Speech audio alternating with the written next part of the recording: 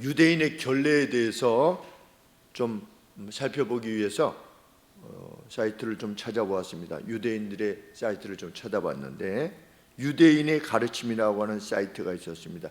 Jewish Learning이다. 그래서 유대인들의 러닝, 배움이다라고 하는 내용을 이렇게 살펴봤는데 유대인들은 그들의 손을 씻고 음식을 먹기 전에 축복해야 했다고 합니다. 축복, 어떤 말을 행하는 겁니다. 어떤 말을 행했냐면 당신은 복되십니다. 주 우리의 하나님, 우주의 왕이시며 우리를 우리로 손에 씻음과 관계하여 명령하신 당신의 명령들로 성별케 하소서. 이렇게 늘 하고 나서 이것을 우리 주 기도문식으로 이렇게 암송을 했다고 합니다. 그리고 이것을 뭐라고 불렀냐면 네티라스 야다임, 그러니까 핸드워싱이다, 손을 씻는 것이다 라고 이렇게 불렸는데, 보통 양쪽으로 이렇게 손잡이가 이건 하나가 있는데 양쪽으로 이렇게 있는 그걸 가지고 이렇게 아마 이게 붙잡나 보죠. 붙잡아가지고 두 번을 오른손에 이렇게 씻고 그 다음에 이쪽으로 잡고 또 두 번을 이렇게 씻는, 아주 손을 막 씻는 것이 아니라 그냥 간단하게 주먹 한 주먹 정도 되는 요 정도로 이렇게 뿌려서 두 번씩 이렇게 씻는다고 되어 있습니다. 그리고 음식을 먹기 전에뿐만 아니라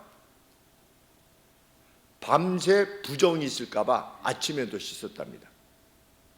자고 나가지고 혹시 밤에 또 어떤 부정한 뭐가 있을까 해서 또 손을 또 씻고, 그 다음에 무덤으로부터 돌아왔을 때도 또 무엇인가를 씻어내기 위해서 또 씻고, 아주 여러 경우를 통해서 결례를 행했다. 씻을 결, 예식이다. 씻는 예식이다. 그래서 근데 오늘 예수님의 말씀에 의하면 마켓으로부터 돌아와서 손을 씻었다. 왜? 이방인들이 잘못 이렇게 이방인들과 접촉해가지고 내가 혹시 부정해질까봐. 그런데 예수님 당대의 것이 아마 일례였던 것 같습니다. 왜냐하면 우리 가나의 혼인잔치에 보면 돌 항아리에다가, 큰 돌 항아리에다가 그 결례를 위해서 씻는 항아리가 있었다는 것을 보면 사람들이 늘 그렇게 씻어왔다라고 하는 것을 알게 됩니다. 그 의식을 행할 때 무엇이라고 말했다고 했습니까? 당신은 복되십니다. 주 우리의 하나님, 우리의 왕이시며 우리를 손에 씻음과 관계하여 명령하신 당신의 명령들로 성별케 하소서. 그러니까 당신께서 명령하신 명령을 대로 우리가 손을 씻으니 그 명령을 따르는 바로 인해서 우리들을 성별케 하소서, 이렇게 말했다는 겁니다. 그러면 왜 그들이 이러한 의식을 행하게 되었는가? 성전 의식을 행하던 제사장들이 손을 씻은 다음에, 이러한 결례를 행한 다음에 먹을 수 있는 오일이나 포도주나 아니면 밀이 선물로 주어졌는데, 다양한 이유들로 인해서 고대의 랍비들이 이러한 행위를 모든 유대인들에게 연장시켜서 행하도록 한 것이다. 이렇게 설명이 되어 있습니다. 그래서 탈무드에 의하면 이 결례를 어기는 것이 아주 중대한 범죄인데, 어느 정도 범죄냐면 창기하고 몸을 섞는 것과 같은 그러한 범죄 행위다라고 지목되어 있다고 합니다. 여기 유대인의 가르침이라고 하는 이 내용에서 다 나온 내용들입니다. 그런데 구약의 제사장들에게 오일하고 또 포도주하고 밀 이런 것들을 줄 때 결례를 행하고 줘라, 이런 내용이 있습니까? 구약의 법에 제사장들에게 무엇을 줄 때 손을 씻는 결례를 행한 다음에 그들이 제사장들이 그것들을 성물을 받도록 하라, 이런 명령이 있습니까? 없습니까? 왜 없습니다, 구약에. 그래서 예수님이 그것에 대해서 뭐라고 말씀하시는 것입니까? 장로들의 전통이다, 이런 표현을 쓰는 것입니다. 너희들은 장로들의 유전이라고 하는, 우리 5절에 보시면 당신의 제자들은 장로들의 유전을 준행치 아니하고 그랬습니다. 근데 그들은 그들의 전통을 성경의 권위만큼이나 일치시켰던 겁니다. 율법을 보존하고 해석한다고 하면서 그 율법을 잘 지키려면 이렇게 해야 된다라고 해가지고 부가적인 명령을 주었는데, 이 부가적인 명령을 성경 말씀, 하나님이 주신 율법만큼이나 귀한 것으로 지키도록 이렇게 명령한 것입니다. 그것을 통해서 하나님 백성들을 지배한 거죠. 예수님은 그들의 악함을 보신 겁니다.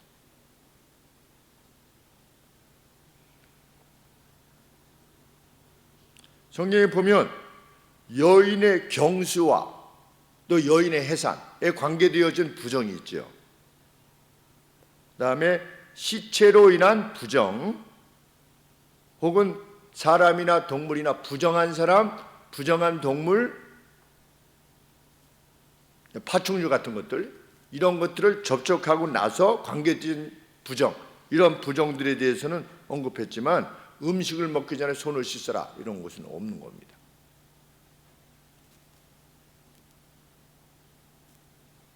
그런데 예수님 시대에 보면, 예수님의 이 마가의 기록에 보면 4절 말씀에 시장에서 돌아와서는 물을 뿌리지 않으면 먹지 아니하며 그 외에도 여러 가지를 지켰는데 잔도 씻고 주발도 씻고 놋그릇도 씻었다, 그들이. 그래서 그 내용을 보니까 이방인들의 그림자가 뭐지, 접시가 있는데 이방인의 그림자가 이 접시에 이렇게 비치기만 해도 이것을 부정한 것으로 여겼다는 겁니다. 그러니까 그것을 씻어내야죠. 그렇게 가르쳤다는 겁니다.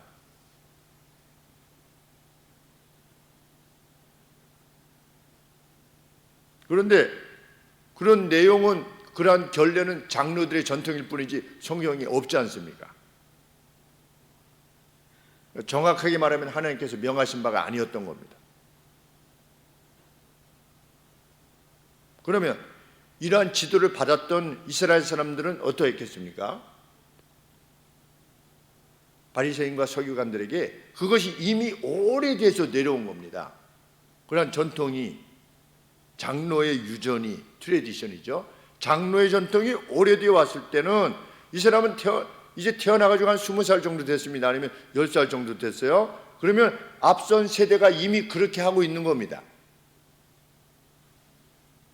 그러면 성경 말씀을 지켜보면 그게 없는데도 불구하고 자기는 태어날 때부터 고사를 지낸 거죠.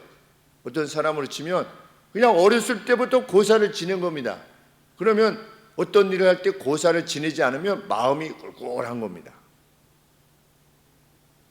어렸을 때부터 어떤 집안에 어려운 일이 있으면 구술하는 집안에서 태어났다. 그럼 부모님이 구술했다 그러면 자기도 구술할 수밖에 없는 겁니다.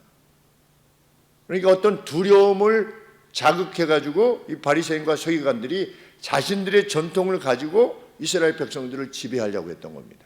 정말 악한 거죠. 하나님이 명하신 바도 아닌데.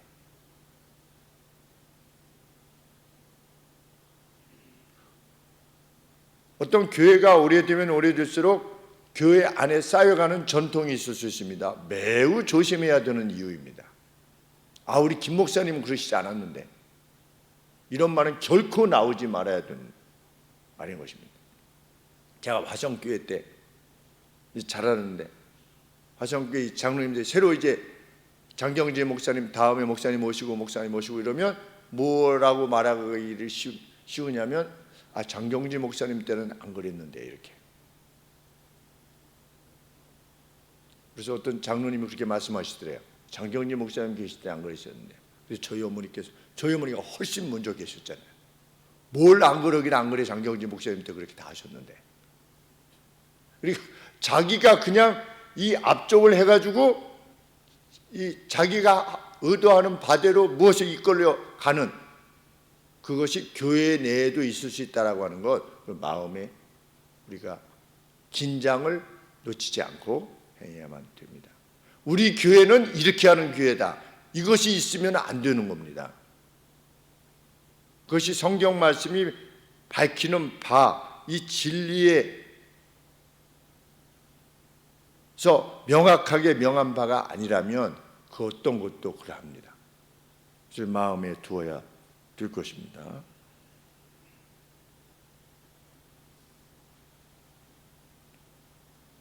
그래서 바리새인들과 서기관들조차도 그랬겠지요.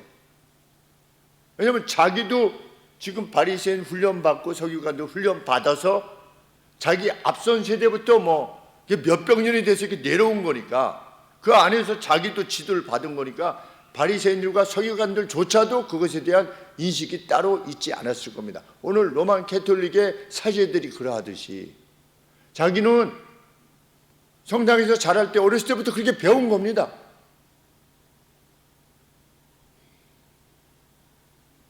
과연 그러한가를 물어야 되는데, 그래서 과연 그러한가를 물었던 이가 누구냐? 루터인 겁니다. 과연 우리가 지금 행해오는 것이 성경이 말하는 바냐? 이 면죄부가 성경이 말하는 바냐? 돈을 이렇게 헌금하면 이렇게 돈을 넣으면 딸랑 하는 순간 그 금화가 바닥에 떨어지는 짤랑 소리가 날 때 당신의 아버지와 어머니는 연옥에 가 계시다가 딸랑 하는 순간에 연옥에서 천국으로 옮겨갑니다. 이렇게 돈을 거두면서 다니는 일이 과연 성경에서 말하는 진리에 합하는 것이냐? 그걸 물었던 사람이 루터고 켈빈인 겁니다. 종교 개혁자들이지. 그런데 오늘도 여전하지 않습니까? 천상에 모으시며 어디 성경에 이렇게 있어요? 근데 그들이 전속으로 계속해서 만들어 온 겁니다. 덧붙여오고 덧붙여오고 덧붙여오고. 그래서 성모 승천설까지 만들었습니다. 성모 승천설. 마리아가 승천했다는 거예요. 아마 처음 들어보셨을 가능성이 있습니다. 성모 승천설 처음 들어보셨죠? 예, 마리아가 승천했대요. 그들이 결정하면 그냥 그게 결정인 겁니다. 그러면 어떤 사제가 이제 어렸을 때부터 훈련받는데 마리아가 승천했다는 걸 계속 들어온 겁니다. 그러면 자기도 승천을 한 거죠. 그리고 또 다른 사람한테 가르치는 겁니다.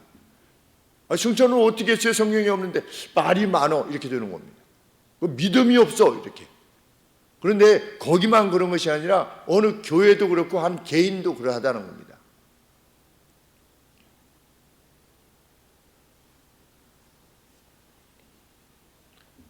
5절 말씀에 그들이 묻습니다. 왜 당신들의 제자들은 장로들의 전통을 따라 행하지 않고 부정한 선들로 그들의 빵을 먹습니까? 그런데 결례에 대한 그들의 주장이 단지 외식일 뿐이라고 하는 것을 인식하신 예수님이 이사야 선지자의 말씀을 인용하여서 그들의 외식을 공격하시는 겁니다. 이사야서 29장 13절의 말씀입니다. 이 백성은 그들의 입으로는 나를 높이지만 그들의 마음들은 나로부터 멀도다. 지금 바리새인과 서기관들이 말하는 바는 정말 하나님을 잘 섬기기 위해서가 아니라고 하는 것을 아신 겁니다. 그들은 술을 예수님에게 술 하지 말라고 하지 않았습니까? 폼나게 이렇게. 근데 우리 로마 교황청의 그 사람들 이렇게 보면 술이 보통 술이 아니에요. 이렇게 그냥 옷만 봐도 우와 저거 몇백만 원짜리인데 적어도 이거 저 머리에 쓰는 이것도 얼마나 고가로 만들겠습니까? 예수님이 그렇게 하시지 말라고 그랬는데 말라고 해도 상관이 없는 겁니다. 현대판 바리새인과 서기관들이지요. 정말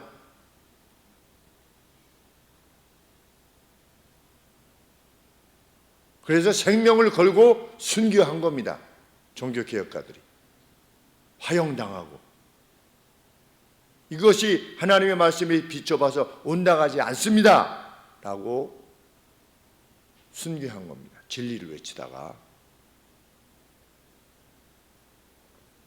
예수님은 바리새인과 서기관들의 그런 행하는 경배가 헛된 것이다 이렇게 말씀하십니다. 사람의 계명으로 교훈을 삼아 가르치니 나를 헛되이 경배하는도다. 아무리 뛰어나 보인다 할지라도 하나님 명하신 바 외의 것을 고안해내서 행하는 것은 도리어 하나님의 명령을 무시하는 것이다. 8절 말씀에 너희가 하나님의 계명은 버리고 사람의 유전을 지키는도다. 본질이 뒤바뀐,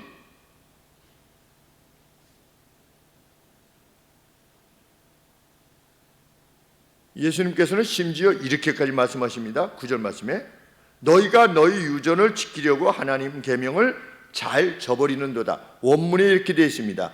너희들은 너희의 전통을 지키기 위해 하나님의 명령을 제쳐놓는 전문가다 그랬습니다. 너희들은 하나님의 말씀을 제쳐놓는 전문가다. 너희들의 전성을 지키기 위해서, 그것을 부과하기 위해서.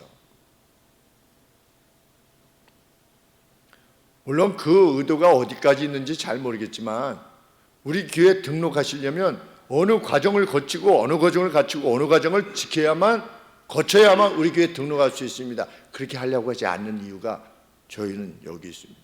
그게 또 다른, 누가 교회에 같이 해서 저 이 교회 멤버가 되고 싶습니다 라고 할 때 당신은 아직 이 교육을 못 받았기 때문에 우리 멤버가 되려면 교육을 받아야 돼요. 그 또 다른 뭐가 될 수 있느냐? 또 다른 법이 될 수 있는 겁니다. 예수님은 누구라도 오라고 하셨는데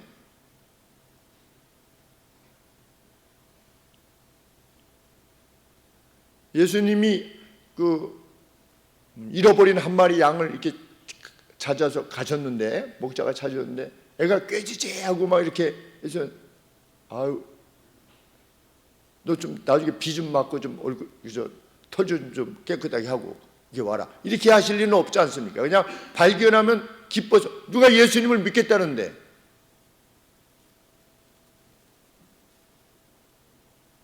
그것이 그냥 기쁘고 감사한 그것이기를 원하는 것입니다.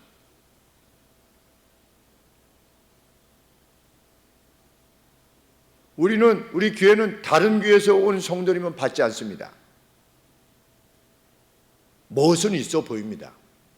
그러나 그것이 성경이 말하는 원리에 근거한 거냐? 교회가 그렇게 말할 수 있는 거냐?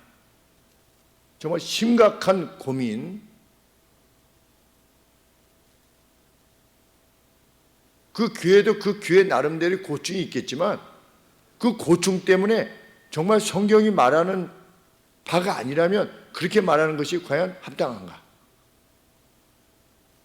여기에 대한 고민은 그렇게 많아 보이지는 않습니다.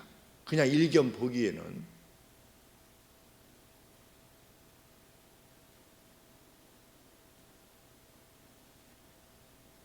너희들은 너희의 전통을 지키기 위해 하나님의 명령을 제쳐놓는 전문가이다. 예를 들면 고르반이라고 하면, 고르반이라고 하는 말이 하나님께 가까이, 이렇게 이런 원문은 그러한데, 고르반, 이게 하나님께 드려졌다는 거죠. 하나님께서 뭐라고 명령하시냐면 내 부모를 공경해라. 그리고 내 부모를에게 욕을 하면 그는 죽을 것이다. 이럴 정도로 부모의 공경에 대해서 명령을 하셨는데, 이제 어떤 사람이 자기의 재물을 가지고 이제 부모님을 공경해야 되는데 그 재물에 대해서 이건 하나님께 드려진 겁니다 라고 이렇게 말을 하면 이 서기관과 바리새인들이 그것을 가지고 부모님을 돕지 못하도록 했다는 겁니다. 이거 고르반이에요? 당신 하나님께 이거 드리기로 했어요? 그러면은 이거 다른 용도로 쓰면 안 됩니다. 제가 그런데 제 부모님에게 이렇게 좀 해드려야 되는데 부모님이 좀 지금 필요하시거든요. 생활비에 필요하신다든지 우리가 부양하는 게 필요한데 제가 이게 고르반이라고 했는데 고르반으로 했으면 그거 사용 못합니다. 이렇게 했다는 겁니다. 누가? 서기관과 바리새인들이. 그러니까 자기 고르반이라고 한 거는 다른 용도로 사용하지 못한다라고 하는 것은 성경에 고르반 머리에서 하나님의 명령이 더 상위법이지 않습니까? 십계명에 있어서 이 계명이. 그런데 부모님을 돕지 않기 위해서든지 아니면 정말 이것을 하나님 앞에 드리기를 원하는 마음을 했던지 고르반이라고 만약에 했다면 부모를 섬기지 못하도록 하는도다. 너희들은 그렇게 가르치는도다. 그래서 하나님의 명령을 어기는도다.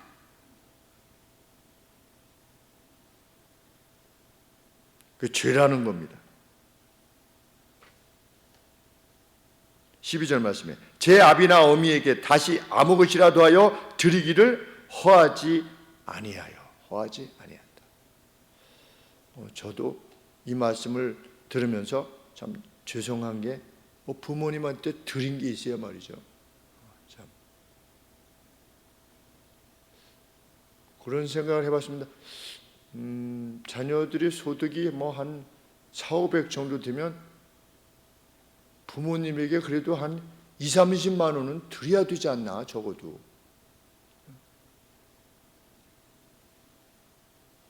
뭐 20-30만 원 정도가 아니죠. 한 400, 500 벌면 그래도.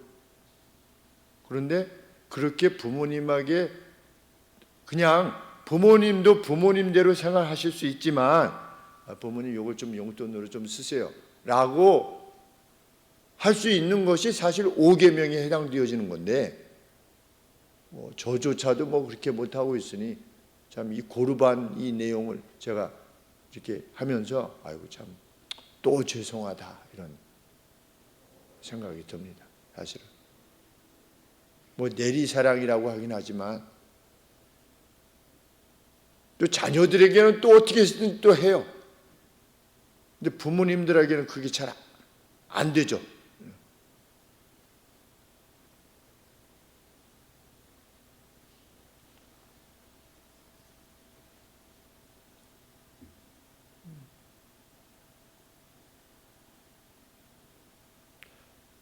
로만 캐톨릭은 성경의 권위와 교회의 결정 둘 다를 동일한 무게로 놓습니다. 성경만큼이나 교회의 권위가 중요한 겁니다. 그들의 말은 뭐냐면 성경을 교회가 정했다는 겁니다. 어느 것이 성경이냐 여부를 교회가 정했다는 거죠. 그래서 성경의 권위와 교회의 권위를 동등시합니다. 그래서 교황이 그런 회의를 통해서 결정한 내용이 가령 예를 들어서 교황이 동성애도 좀 받아들일 만한 것이다. 이제는 만약에 이런 결정이 그 지도부에서 나오면 그 결정이 곧 로만 캐톨릭의 결정이 되는 겁니다. 이것이 그렇게 언급해도 안 되는 거예요. 예수님께서 지금 그것을 말씀하고 계시는 겁니다.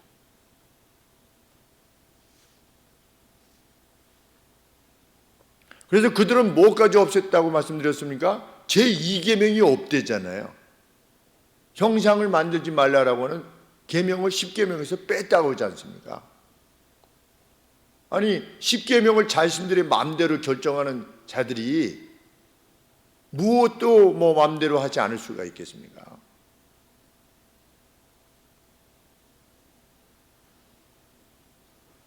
요새는 또 불교 쪽이 또 동성애 조계종 찬성한다고 그 조계종이 찬성한다고 공식 발표를 하고 우리는 그 찬성이다. 아마 불교 내에서 쪽에서도 그런 내부적인 어떤 반발이 있지 않겠나. 정말 인류 본연의 인륜이라는 게 있지 않습니까? 그들이 생각할 때도 어떤 이유로 그들이 그렇게 말하고 있는지는 알 수 없지만 그 전에는 반대했었는데 점차적으로 세상은 그렇게 갑니다. 예수님께서는 이후에 사람의 안으로 들어가는 것이 사람을 더럽힐 수 없다. 사람으로부터 나오는 것들이 그 사람을 더럽히는 것이다. 달리 말하면 음식이 사람의 어떠함에 영향을 미칠 수 없다는 겁니다. 음식이. 그러면서 19절에 보시면 주님은 모든 음식들을 정결하다라고 천명하신 것이다. 모든 음식은. 근데 이 마가복음을 받았던 이방 성도들은 이 말씀을 받았을 때 예수님께서 그렇게 말씀하셨구나 라고 하는 것을 깨닫게 될 것이었습니다. 그 음식에 대해서 조금 더 자유할 수 있었겠습니다. 사람으로부터 나와서 사람을 더럽히는 게 진짜 뭐냐? 여기에 관심하라는 말씀이지요. 모든 악한 생각들, 간음, 이 간음을 이렇게 원뜻을 이렇게 살펴보니까 우상숭배라고도 번역이 됩니다. 우상숭배. 혹은 성적 부도덕성, 도둑질, 살인, 간음, 탐욕, 악함의 행위들, 속이는 것, 감각주의, 질투, 중상, 자랑, 그리고 어리석음. 이 모든 것들이 사람으로부터 나와서 사람을 더럽히느니라. 자신을 더럽히고 주의를 더럽히지요. 그것에 주의해야 되는데 무엇을 먹느냐에 주의하도록 하는 것은, 가르치는 것은 원래 성경이 가르치는 바가 아니라는 것입니다. 하나님께서 요엘 선지자로 하신 말씀이 생각이 나지요. 너희는 옷을 찢지 말고 마음을 찢고 너희 하나님 여호와께로 돌아올지어다. 너희는 옷을 찢지 말고 마음을 찢어라. 마음과 관계하지 않는 모든 행위는 외식이다. 그런 채 한 것일 뿐이다.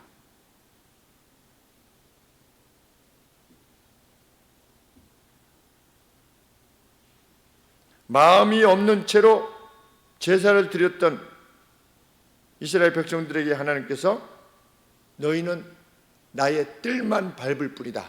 이렇게 슬퍼하셨죠. 마음이 없는,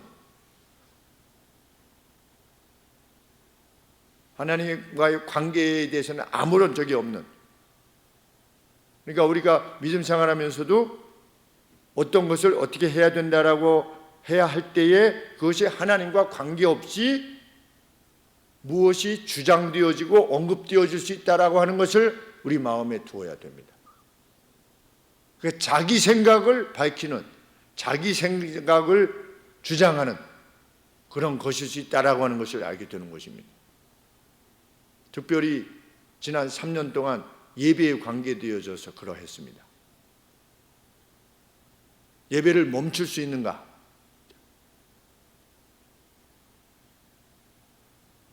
한국교회는 정말 심각하게 하나님 앞에, 우리 교회를 비롯해서 한국교회는 심각하게 하나님 앞에 회개해야만 할 것입니다. 교회가 죄송합니다 라는 플랜카드를 바깥에 붙이고 우리는 예배를 당분간 드리지 않겠습니다 라고 했던 것이 과연 성경에 입각한 것이냐?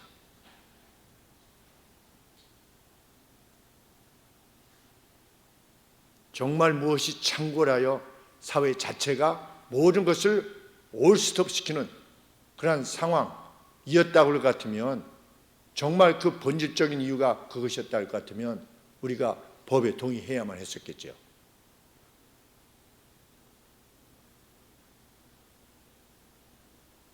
그런 것에 대해서 정말 두려워함이 없는 우리들의 교회가 되었다고 하는 것. 규모가 큰 교회일수록 예배를 드리는 것에 대해서 두려워할 수밖에 없었겠습니다. 왜? 지목이 되니까. 저희 같이 이렇게 작은 규모의 교회는 물론 우리도 7번 그분들이 나오셔서 매번 예배 드릴 때마다 긴장하지 않을 수 없었지만,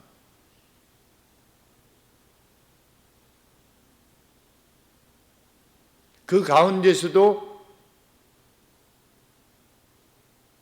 고발을 당하면서도 예배를 드렸던 이들이 있었고, 결과적으로 재판정에서 무엇이라 판결이 나왔습니까? 그것은 위법이었다. 우리 판결이 나오지 않습니까? 일반 재판정에서도 그때 예배를 멈추게 했던 것은 이 법적으로 제가 옳았다고 하는 것이 아니라 제일 처음에 예배 드리지 못했을 때 그 감염법 49조 2항을 들어서 했는데, 대법원 판례에 거기서 말하는 집회는 야외 집회를 말하는 것이지 실내 집회를 말하는 것이 아니라고 제일 처음에 제가 3년 전에 말씀을 드렸었죠. 그 법조항을 연구해서. 그런데 정말 세상 재판에서도 이것이 옳지 않다라고 했다면, 그런 결정이 나왔다면, 그러면 그간에 예배를 멈췄던 상황에 대해서는 우리가 회개해야 되지 않냐는, 정말.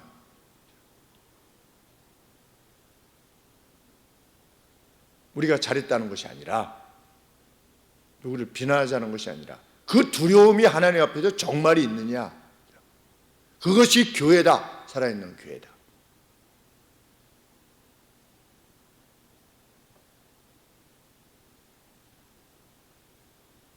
그래서 일제시대 때 모든 교회들이 동쪽을 향해서, 그 신사 쪽을 향해서 절을 한 다음에 예배를 드렸지 않습니까? 우리 한국 교회가 그걸 결정해가지고. 그래서 그것을 반대했던 주기철 목사님을 한국 교회가 면직시켰다고 그랬죠. 그것은 하나님께 경배하는 자로서 성경에 비추었을 볼 때 그것은 결코 허락될 수 없는 것이다. 그걸 주장했던 주기철 목사님을 한국 교회가 면직시킨 겁니다. 당신은 더 이상 목사가 아니다. 그리고 나서도 한국 교회가 회개하지 않았어요. 여태까지 회개하지 않았죠. 그 부분에 대해서. 그러니까 공식적인 회개가 있었는가, 한국 교회가 전체가. 우리가 그럴 수 있다는 겁니다. 개교회 입장에서도 정말 본질을 묻지 않으면 사람이 참 우습습니다. 우리 앞에 십자가가 없잖아요. 근데 늘 십자가가 있는 교회를 다닌 분은 십자가가 없으면 이상한 거예요. 그래서 이단인가? 이렇게. 사람이 그럴 수밖에 없는 겁니다. 아무것도 없어요. 이렇게. 그래도 이거라도 있으니까 좀 낫죠. 이것도 없었잖아요, 우리가. 근데 들어오니까 아무것도 없어요. 무슨 성구도 없고 뭐도 없고 이러니까 그 이단 아닌가 이렇게 생각하는 분들도 계셨대요. 그러니까 자기에 익숙하지 않은 것들은 이상한 겁니다. 우리 자체로도 우리 스스로 익숙한 것들이 있는데 그 익숙한 것들로부터 벗어나 있는 그 어떤 것에 대해서 마치 그것이 하나님께서 원치 아니하시는 것으로 말하려는 그러한 성향을 우리도 배제할 수가 없다라고 하는 것에 대해서 마음을 두어야 되겠습니다.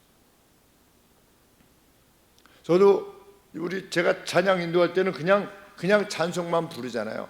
무슨 이렇게 중간에 출연 뭐 이런 거 하지 않지 않습니까? 뭐 나의 안에 거하라 나는 너의 하나님이니 오 할렐루야 뭐 이렇게 안 하잖아요, 제가. 그런데 어디 가서 이렇게 찬송을 부르는데 그쪽에서 막 오 할렐루야 뭐 이렇게 중간에 출연을 넣으면 제 느낌에 아주 어색해요. 그럼 뭐 굳이 아니 여기 다 가사가 다 있는데 두려워하지 말라 무슨 읽어주듯이 이렇게 하면 저도 마음이 이게 좀 불편해지려고 하거든요. 그러면은 제가 제 스스로 그건 네가 익숙하지 않아서 그런 것이다. 그분 나름대로 하나님께 은혜를 받아서 이렇게 하는 것인데, 그러니까 그런 것들도 다 여기에 해당되어지는 것일 수 있다는 점에 대해서 우리는 늘 긴장해야만 된다. 나의 경험을 절대화시키지 않는 성경 말씀이 명확한 것이 아니라면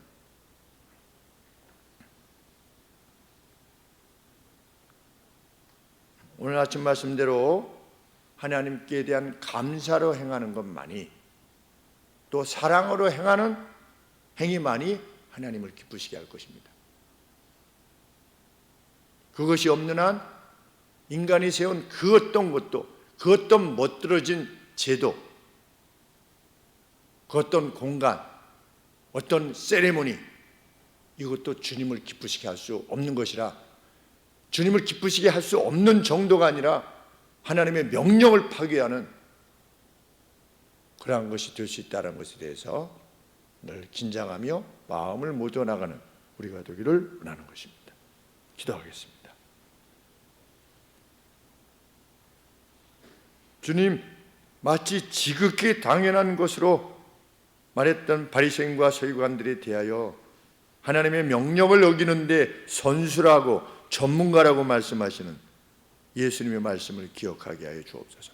그들도 그들 나름대로 손을 씻고, 손을 씻을 때에 하나님 우리의 왕이라고 자신들을 그 손 씻음으로 정결케 해달라고 하는 그러한 인용구를 외우면서까지 그 일을 했을 때 그것이 아름다워 보였을 것이며 그것이 더 거룩한 모습처럼 보였을 것입니다. 하나님, 혹 우리에게 하나님과 관계없이 하나님을 섬김에 있어서 그런 것들이 있는가에 대해서 늘 깨어있는 저희가 되게 하여 주옵소서. 오직 사랑으로만, 과연 그러한가를 묻는 그 진지한 물음으로만 하나님을 섬길 수 있는 저희가 되게 하옵소서. 예수님의 이름으로 기도합나이다. 아멘.